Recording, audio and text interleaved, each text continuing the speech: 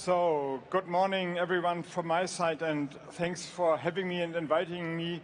As far as I'm informed, I'm one of the few politicians who has the chance to speak here on this center stage to you, and I would say that's an honor.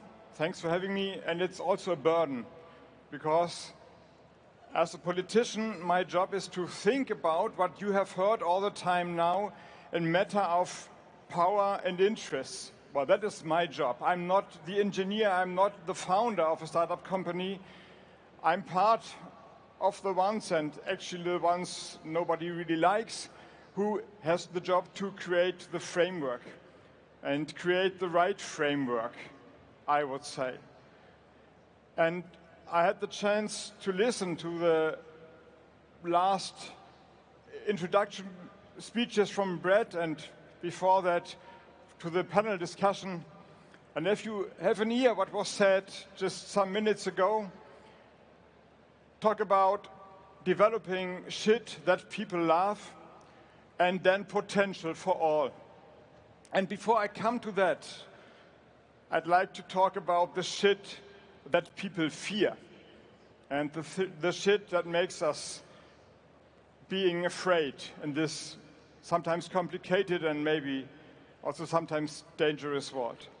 I have to admit, I'm a German, and I speak as a German and as a European, both politician and citizen. So there might be some Europeans among you, and there might be some others, and you have also challenges, demands, maybe problems in your countries, US, India, Canada, wherever you're coming from. It's never easy in times like this. But to understand my point of view, I just have to say I'm speaking from a European perspective. And as a politician in this time, as a European politician, as the German Minister for Economic Affairs and Climate Action, before I come to the positive note and the job we together and you have to do in this world and in this time, I'd like to describe the big challenges from my point of view, the backdrop before which we have to read all the developments and also the political debates that sometimes are seeming to tear our societies apart. From my point of view, the biggest question of our time, the political problem, is bringing three dangers for freedom together. From my point of view, the story behind all the stories of our time is that freedom is under attack. From my point of view, it's under attack from outside. Therefore, I'm speaking as a European politician. War is back in Europe. Now, almost 3 years, Russians' aggression on Ukraine. Tomorrow, you have my colleague from Ukraine here on the stage, the second politician who has the honor to speak here to this audience, and he will tell you what it means to be a country under attack. But from my point of view, the war, Putin's war against Ukraine, is not about some rural areas in the east of Ukraine. It's about forbidding a country to make its own choice, forbidding the people of Ukraine to live their life in peace and in freedom. Putin cannot accept that Ukraine, a former Soviet Union country, is sharing the same rights we take for normal on their own soil. It's a war against democracy. It's a war against freedom. And you see who the allies are, and then you see that freedom is under attack from outside. Secondly, and I think you know what I'm talking about, it's under attack from inside. We see populistic movements everywhere in the liberal societies.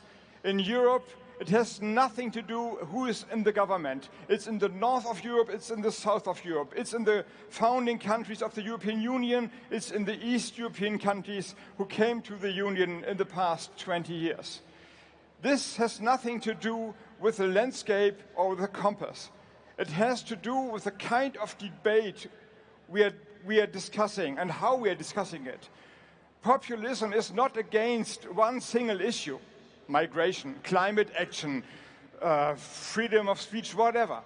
It's about taking the problem, a real problem a society has, and then misuse it for their own purpose. It's about destroying the room for a democratic discussion, bringing people together, listening to each other, compromise, making new decisions, and then taking the next step. That is what democracy is about, and populistic politicians and infrastructures trying to destroy exactly this. Nobody in this room, no politician on the earth, only the dictators, no democratic politician can think that he or she has the only right answer. We have always to have in mind that others have different answers and different ideas. We have to understand that as a community, as a society, we need to come together. Populistic arguments or structures or politicians are about to disrupt this togetherness, tearing a society apart, using technique that we are not discussing, listening, understanding each other, but roaring at each other or being silenced. We need rooms for argumentation, and that is the assault, destroying these rooms for argumentation. That is freedom in the liberal democracy. So you see, secondly, I would argue that the challenges of our time is destroying these society room for democracy. You see, democracy is under attack also from inside. And thirdly, you have heard it, I am Minister for Climate Action in Germany. And I would say the third biggest challenge for freedom is global warming. And I'm fed up that the people who try to tackle global warming have to excuse themselves. It's not us to try to bring the global warming down to a scope that we, societies, can cope with it. It's the others who are burning fossil fuels, who are burning the world, that they are destroying the possibility of freedom for other people in the world.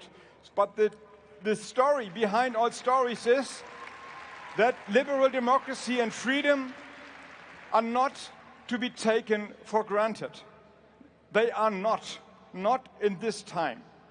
Now, what has this to do with this conference and with the startup scene?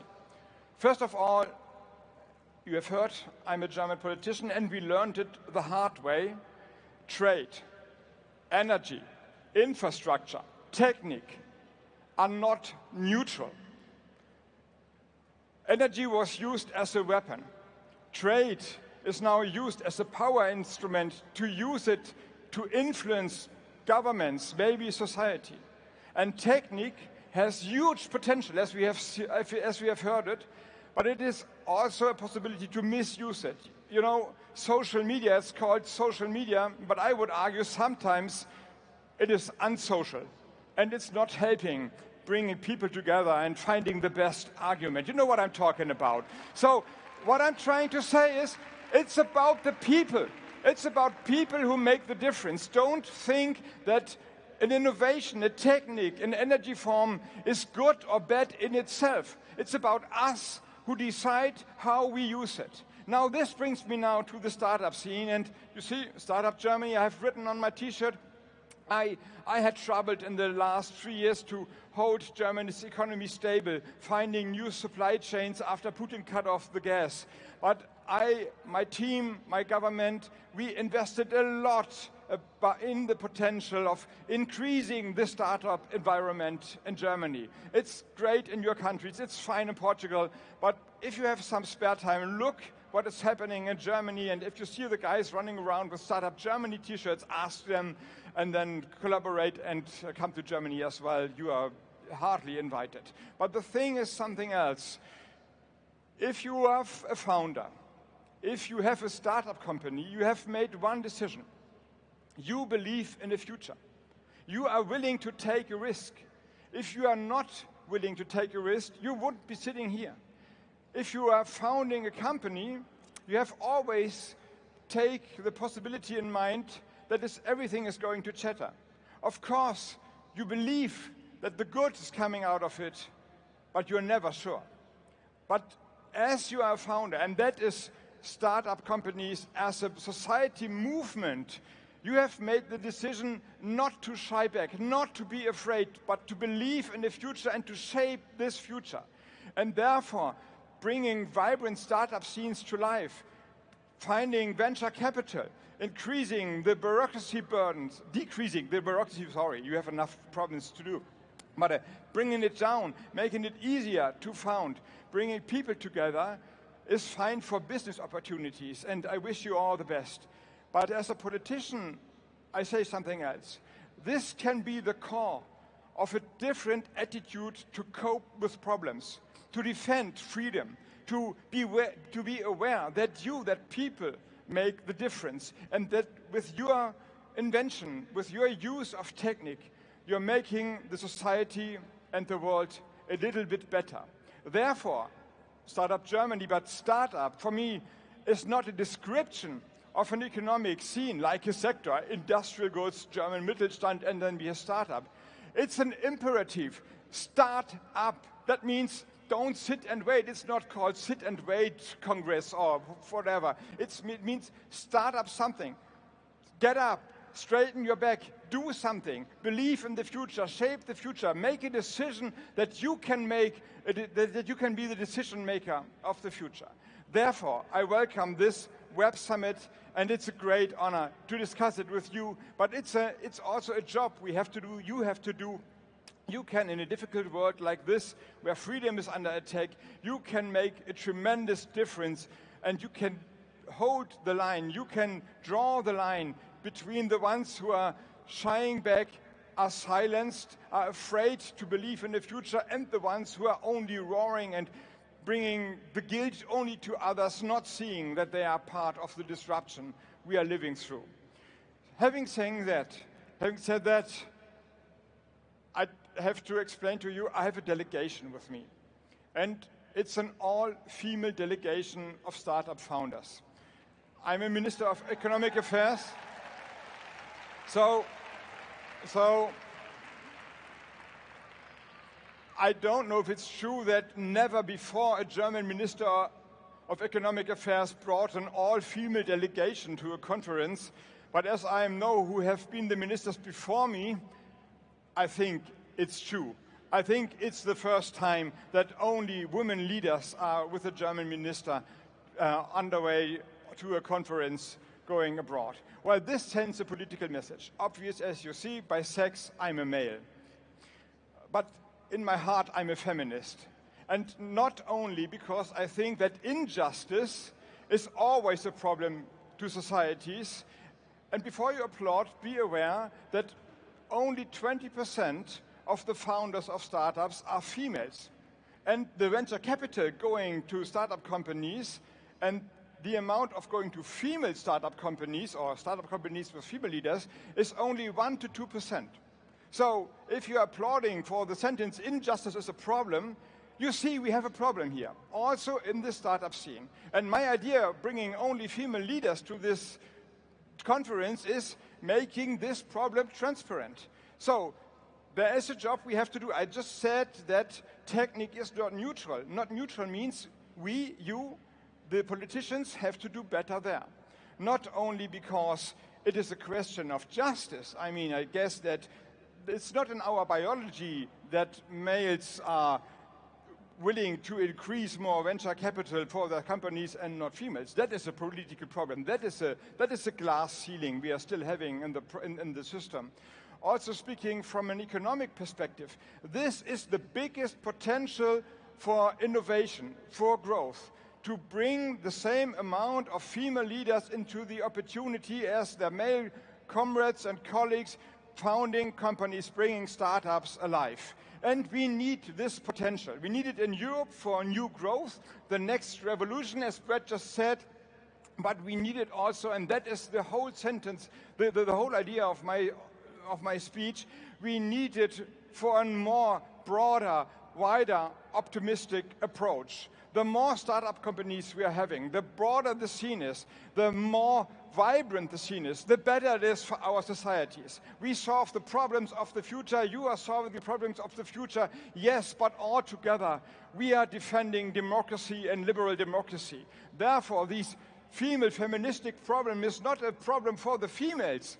It's a problem for the males or for the society. So let's solve the problem, widen up the space, bring the people together, looking for justice also there, but insist that an optimistic approach, the willingness to look to a bright future, to bring it forward, is the driving force here in this conference and beyond that. Thank you very much. All the best. Take care.